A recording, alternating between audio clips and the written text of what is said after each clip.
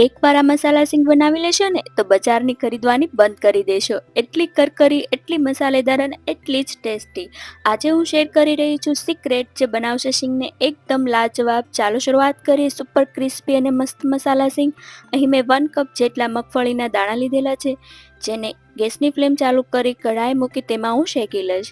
દાણા એડ કરી દીધેલા છે અને આપણે મીડિયમ ગેસની ફ્લેમ ઉપર આપણે તાવેથાની મદદથી આ રીતે સતત ફેરવતા રહીશું. આ દરમિયાન તમે ગેસની ફ્લેમ વધારે અથવા તો મીડિયમ રાખી શકો છો. અહીં મગફળીના દાણા પર થોડી થોડી દાજ પડવા લાગે અને ધીરે ધીરે તડતડ જેવો અવાજ આવવા લાગે અને સાથે સાથે મગફળીના દાણા પરની ફોતરી પણ ફાટી ગયેલી દેખાવા લાગે એટલે આપણે ગેસની ફ્લેમ તરત જ બંધ કરી દઈશું. અહીં વિડીયોમાં બતાવ્યા મુજબ દાણા દેખાવા લાગે એટલે આપણા દાણા પરફેક્ટ રીતે શેકાઈ ગયા છે.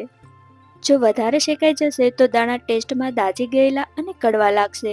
હવે તેને રસોડાના નેપકિનમાં મસળીને અથવા તો હાથ વડે આ રીતે મસળીને દાણાની ઉપરની ફોતરીઓ દૂર કરી લઈશું. બધી જ ફોતરીઓ કાઢી લીધી છે અને 1 કપ જેટલા મગફળીના દાણા તૈયાર થયા છે. અને હવે આ દાણાને મસાલાવાળા કરતાં પહેલાં આપણે તે માટે જરૂરી મસાલાઓ જોઈ લઈએ. જે ચમચી છે તે 1 ટીસ્પૂન બરાબર છે. આપણે હવે 1 ચમચી જેટલી દળેલી ખાંડ, અડધી ચમચી લાલ મરચું પાવડર, સાથે સાથે અડધી ચમચી જેટલો ગરમ મસાલો પણ લઈ લઈશું અને અડધી ચમચી જેટલો આમચૂર પાવડર લઈશું અને સાથે સાથે અડધી ચમચી જેટલો સંચળ પાવડર લઈશું. હવે આ બધા જ મસાલાઓને મિક્સ કરી લઈ આપણે થોડીવાર તેને સાઈડ કરી લઈએ. હવે ગેસની ફ્લેમ ચાલુ કરી તવલી મૂકી 1 ટીસ્પૂન જેટલું આપણે તેલ એડ કરીશું અને સાથે સાથે 1/4 ટીસ્પૂન જેટલો હળદર પાવડર પણ એડ કરી બરાબર મિક્સ કરી લઈએ. હવે આપણે જે સિંગના દાણા તૈયાર કર્યા હતા તે પણ એડ કરી દઈએ અને ચમચા અને ચમચીની મદદથી આપણે તેને આ રીતે સતત ફેરવીશું અને આ દરમિયાન ગેસની ફ્લેમ ધીમી જ રાખીશું. ધીમા ગેસની ફ્લેમ ઉપર 5 મિનિટ સુધી આપણે દાણાને આ રીતે શેકીશું, જેથી દાણા એકદમ ક્રિસ્પી થઈ જશે અને હળદર અને તેલમાં સરસ રીતે તળાઈ પણ જશે.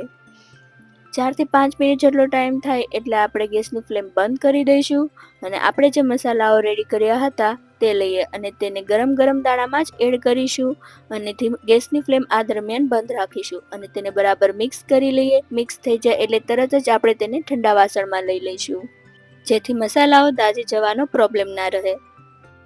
બસ તૈયાર છે આજની ચટાકેદાર મસાલા સિંગ. ક્રિસ્પી પણ, સ્પાઇસી પણ અને એકદમ પરફેક્ટ બજાર જેવો ટેસ્ટ, જેને તમે દાબેલી, સેન્ડવિચ, ચાટ અને નાસ્તા તરીકે ઉપયોગ કરી શકો છો. આજની રેસીપી જો પસંદ આવી હોય તો વિડીયોને લાઇક અને શેર કરવાનું ભૂલશો નહીં અને સાથે સાથે આવી જ ચટાકેદાર રેસીપી માટે અમારી ચેનલને સબસ્ક્રાઇબ કરો. ફરી મળીશું એક નવી જ અને ધમાકેદાર રેસીપી સાથે. ત્યાં સુધી જોતા રહો રિદ્ધિસ કુકિંગ કિચનની રેસીપી. ધન્યવાદ.